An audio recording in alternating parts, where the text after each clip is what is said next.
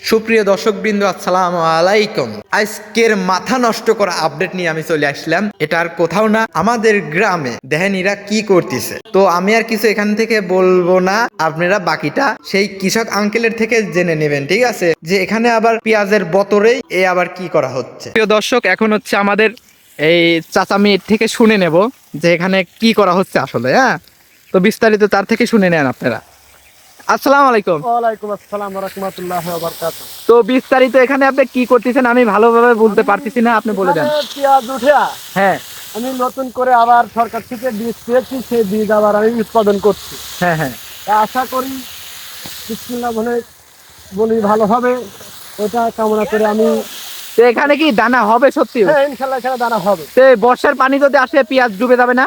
না, বর্ষার পানি আসার আগে বীজটা উঠে যাবে। বর্ষার আগে বীজটা উঠে যাবে। এটা আপনার 3 মাসই খায়। 3 মাসের হচ্ছে ক্ষেত। এই হচ্ছে দুর্গাপুরের প্রথম আপডেট। হ্যাঁ, প্রথম মানে আমি দেখে আসলে অবাক হয়ে গেছিলাম। আমি গ্রামটাকে একটু ঘুরে দেখতেছিলাম, এর মাঝে দেখি এখানে পানি দিচ্ছে। নতুন আপডেট। তো দেখা যাক এরপরে কি কেবা হয় আপনাদের দেখানো হবে ভিডিওর মাধ্যমে, সমস্যা নাই। দেখানো হবে।